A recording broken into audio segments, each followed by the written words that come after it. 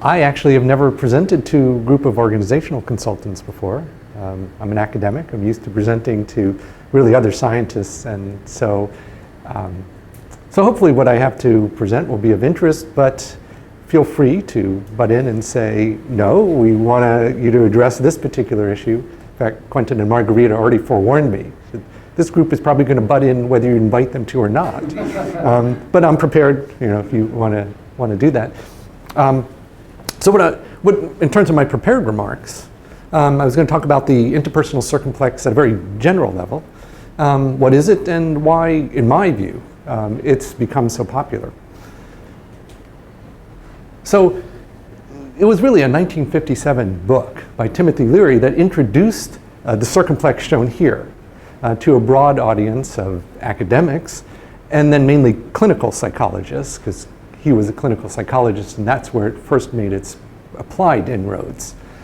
And his remarkable book, which really even though it's now an old book, there's so many gems of wisdom in that book. It's quite remarkable. It showed how this simple circular model could organize a sweeping set of social behaviors. And it sounds like actually all of you are familiar with the circumplex, so you understand the full range of behaviors from dominating to submitting, from being warm to being cold, that are being captured within this space. I won't belabor that. So his book earned the American Psychological Association's Book of the Year Award in 1957 and earned Leary then a position at Harvard University. Now, most new scientific models fail to live up to their early promise. I guess if you've been in the consulting literature long enough, you've probably seen models come and go. Though I worry a little bit, actually, about if we were talking earlier with Quentin, it tends to be inertia, where if people aren't following the science, they think that a model still has scientific validity when actually it hasn't held up. But in general, so within science, every couple of years someone will publish a model that gets everyone excited and a whole bunch of PhD theses are written, and then it never goes anywhere. It doesn't really show much in terms of predicting outcomes. But interestingly, the interpersonal circle story has been almost the opposite pattern. So during the 1960s, Leary became famous or infamous for studying and then endorsing the use of psychedelic drugs. And Harvard, within a few years, then fired Leary. And fearing guilt by association, many people grew leery of studying or using Leary's circumplex. But after 2 decades of neglect, for the past 35 years, research on the circumplex has been accelerating. At least, that had been my impression, and I went ahead, actually, just in preparing my remarks for today, I went to Google Scholar, which collects together scientific papers, and I simply asked Google Scholar to tell me for every 5-year period, starting in 1981, how many papers referenced the interpersonal circumplex. And I think the graph here is quite clear. You'll see, from 1981 to 1985, there was a mere 16 scientific papers throughout the entire literature that referred to the interpersonal circumplex. And that's been picking up every year at an accelerating pace. And so you'll see, by the time the most recent 5-year period I was able to look at, from 2011 to 2015, 1,500 scientific papers referring to the interpersonal circumplex. So it's certainly been increasing. The interest has been increasing throughout the scientific community.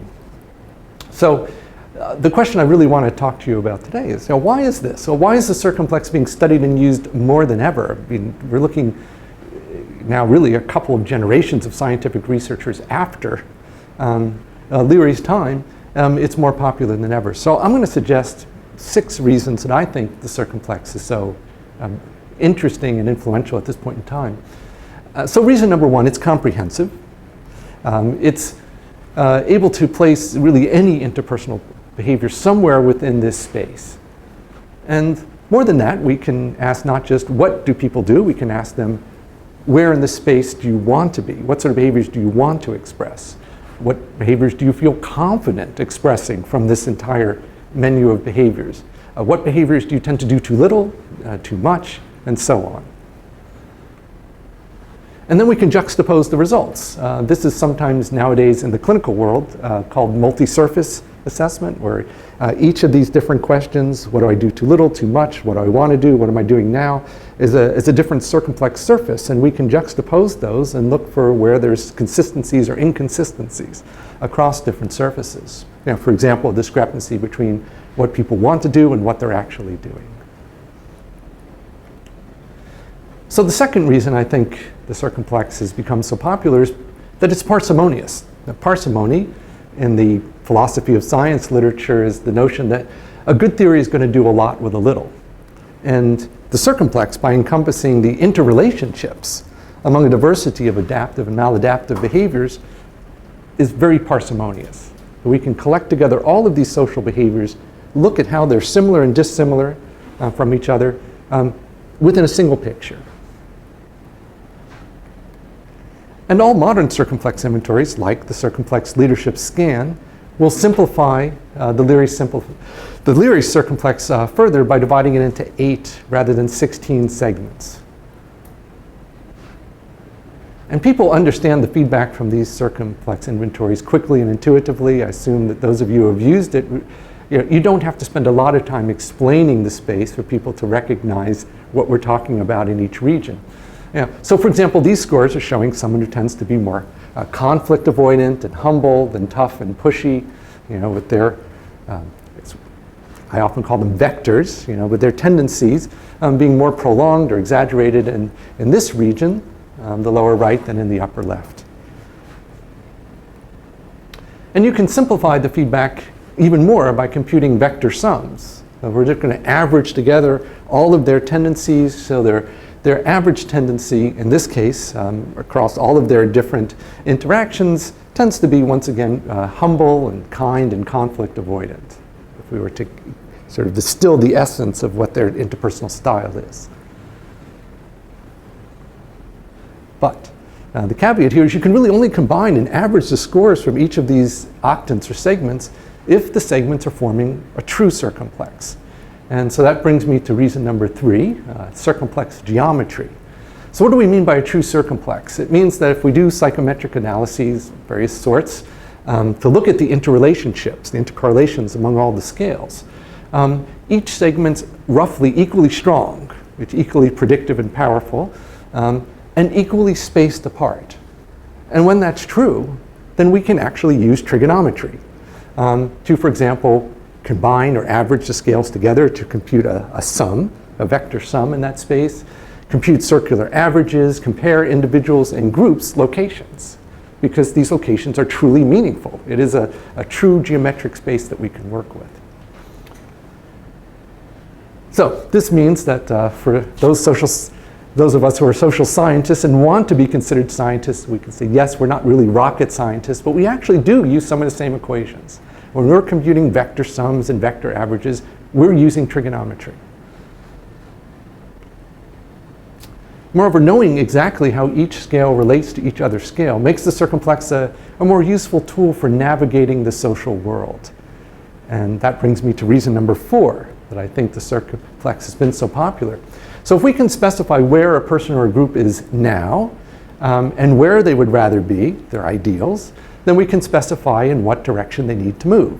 So for example, our person here that I've been referring to, whose scores tend to place them in the conflict avoidant region of the space, if they want to be a more engaged and expressive individual in their workplace interactions, this shows them the direction they need to move. Now, it's often understandable how a person develops a particular style in the workplace. You have a very aggressive supervisor, you're dealing with a sensitive issue. Sometimes it makes sense to be more conflict avoidant in that specific context, but then these things can become habits. And so in this case, a person has developed a habit of just being withdrawn, more conflict avoidant, and perhaps works well in many situations. And so a course correction is necessary for them to get back on track. So in other words, the circumplex can be both a descriptive tool. It's saying, here's how you're relating to other people now, and also a prescriptive tool showing if we're off course and what direction we need to turn to get back on course. So to use the metaphor of a compass helps us to navigate the physical world. And the same way, the interpersonal circumplex can help us to navigate our social space. So on the compass, we have these 4 cardinal directions of north, south, east, and west. And the analog on the circumplex are these poles of being agentic, or raising yourself up, being unagentic and laying low, being communal and moving towards others, or being uncommunal, moving away or against others.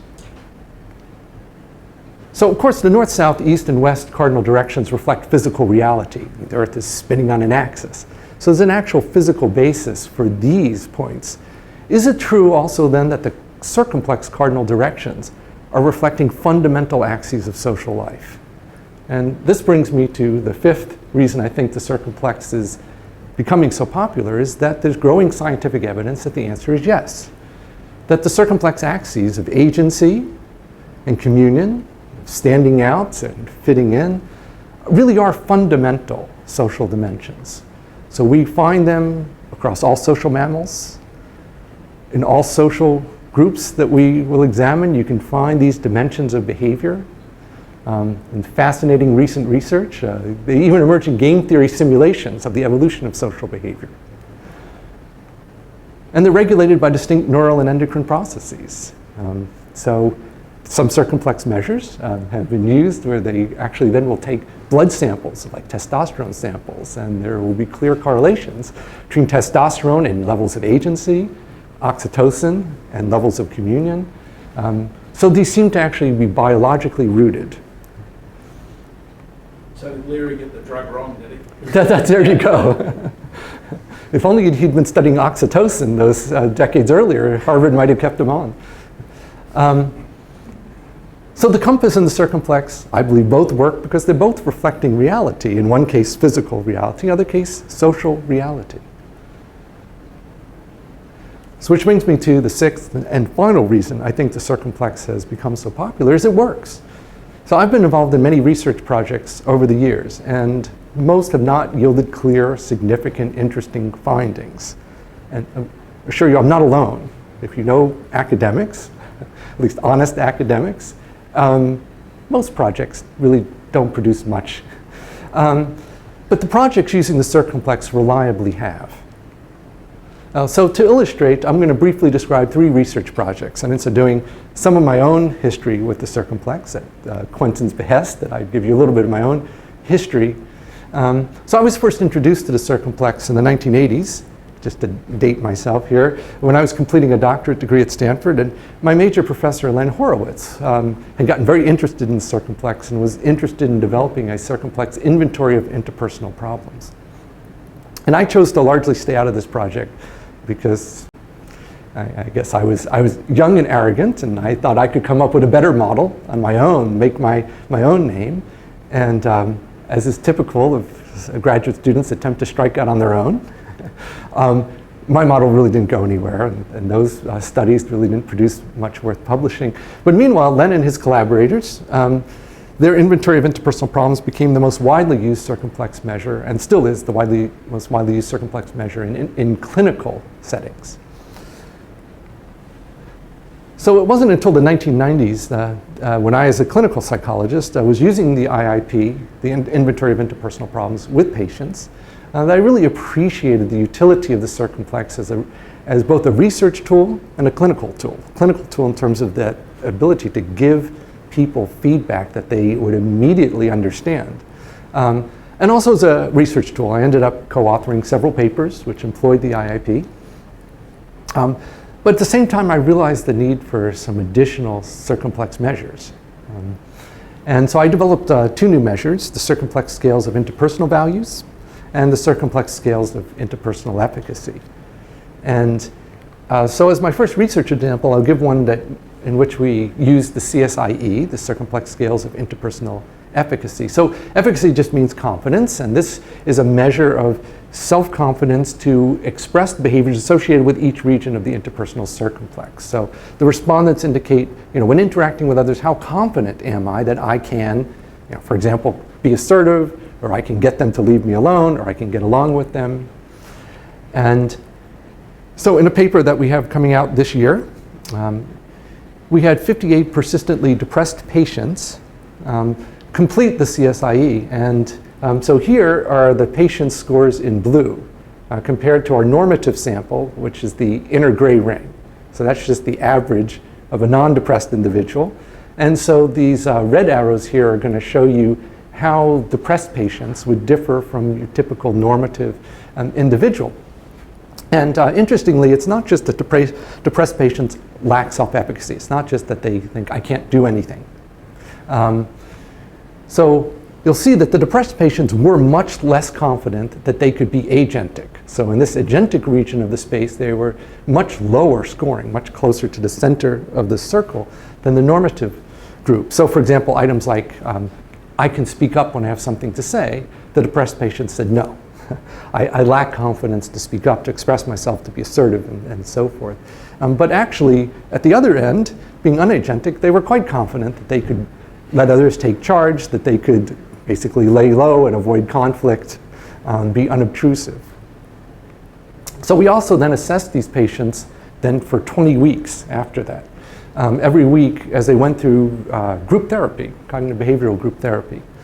And quite interestingly, in my opinion, we found that increases in agentic and communal self-efficacy, the famous upper right region of the circumplex. So confidence that they could be expressive and engaged and influential, that predicted healthy activity. So exercising, healthy eating, there are various things we monitored over the week, and less depression over the following week, even controlling for their current level of depression. So that means prospectively that however depressed they were at this moment in time, when we assessed this level of confidence, the confidence, if they had increased confidence and showed improvements in their depression over the subsequent week. Now, over the past decade, I took on more administrative roles, sort of the natural evolution often for academics. And especially I had 5 years as chair of my department at my university. I grew more interested in applying the circumplex to workplace and intergroup dynamics. And so I'll give you a couple of research examples in that domain that might be closer to home for you. So in this one, with a colleague at the University of Zurich, Sonja Heller, 190 employees completed the circumplex scales of interpersonal values. That's the other measure I developed, the CSIV, which is a measure of interpersonal goals. So on this measure, respondents indicate when interacting with others, how important is it to me that I act in certain ways? So how important is it that I appear confident, or I not say something stupid, or they like me? And so we then also had these individuals rate their job satisfaction and the degree to which they experience status and power at work. It's defined as follows. So we said, in this job, how much status do you have? To what extent are you admired, respected, valued, and your opinions are valued, viewed as a role model? Or how much power do you have? To what extent do you control valuable resources, work assignments, purchases, salaries? So we found that people with stronger communal motives ended up having more status. So these are the people that people would admire and look to for advice. People with stronger agentic motives would end up with more power. It's not incompatible, of course, but I think it tended to be that there was more of an impact of agentic motives on ending up in positions where you control the work assignments and you control the salaries and evaluations. And so this was just asking, are you now in a position where you are experiencing status or power? And again, they're not incompatible, and they tend to be correlated. People usually end up in positions of power because people think they have the expertise and the wisdom to use the power wisely. Sometimes there's a mismatch, right? And that's the worst case, right? Where someone who has no respect does have power. But they are separable, even if they tend to be, fortunately, correlated. So getting to the job satisfaction, we actually found that,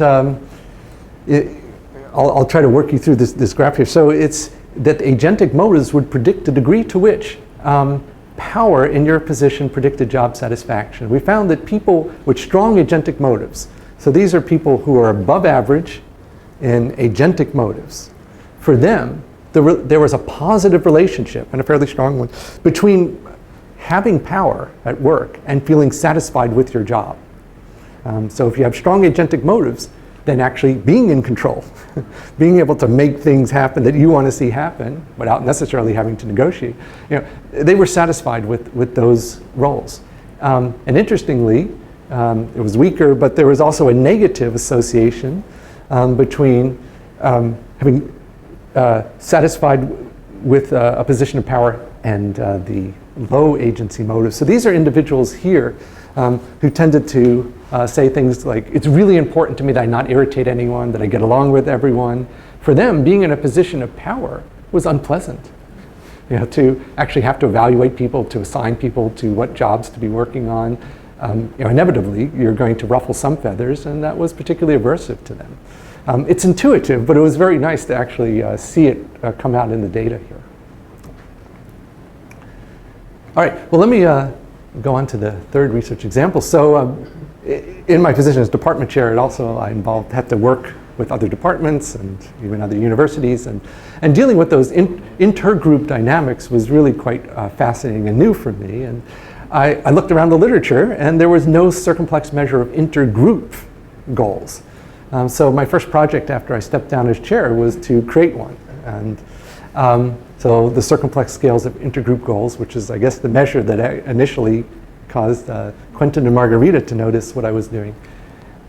So on this measure, the CSIG, respondents indicate how important is it that their group or their group leader relates to other groups in certain ways. So how important is it that when we're dealing with other groups, let's say, are we show we can be tough, or we not trust them, or we're cooperative, or we listen to what they have to say, and so forth. And so as part of validating the CSIG, I asked 177 employees to indicate for each one of these items, when members or representatives of my company or organization interact with other companies or organizations, how important is it that our company shows these various behaviors, either we're tough or we're cooperative, etc. And then I gave them scenarios, such as, Organization B has offices next to your organization in the same facility. When Organization B first moved in, your organization agreed to let them temporarily use some of your infrastructure, equipment, meeting rooms, support staff. Some of these were based on my experience. So, although Organization B agreed to pay your organization for the use of those resources by a specific date, the date has passed, and despite several reminders from your organization, Organization B is still not offered to pay the money they owe. Okay, so then the question is, what do you do? So then I gave them a menu of different ways to address these sorts of intergroup conflicts. So threaten to take legal action against them, threaten to publicize the other organization's actions and damage their image and reputation, negotiate with the other organization, hoping you both compromise and reach a mutually acceptable solution, negotiate using a third-party mediator, try to reach a settlement following the mediator's guidance, accept the situation as is, attempt to mend relations, or accept the situation and just avoid further contact with the other organization. All right, so the CSIG did predict their preferred conflict resolution strategies. So the people with stronger communal motives preferred to either negotiate, whether with or without a mediator, or to just accept it and mend relations and try to move on. The people with weaker communal goals were more likely to just move straight to threatening legal action. People low in agency wanted to either just avoid future contact, saying, we're not going to be able to work it out and I'll never try to negotiate with you again. Or if they weren't concerned about restoring good relations at all, they would threaten to damage the other group's image and reputation. Now, I can see which study got the most reaction, so I know what you must tend to work with, so that's, yeah. All right, so these three studies that I summarized are just examples of hundreds of studies that have successfully used the Circumplex. So over the years, as I and others have abandoned our fruitless research programs and followed up on fruitful research, research using the Circumplex has become increasingly popular. And I think that is probably the key to this continuing trend. So before closing, one caveat. while the true circumplex is now widely used in clinical settings, it still seems to be rarely used in organizational settings. And so this is why I was so excited when Quentin and Margarita got in touch with me. I think this is really important to be able to try to disseminate these measures that I am very confident, based on my experiences and looking at the literature, that they work. And I think they're being underutilized in organizational contexts, and that's why I've been really so pleased to be able to assist Quentin and Margarita in their efforts.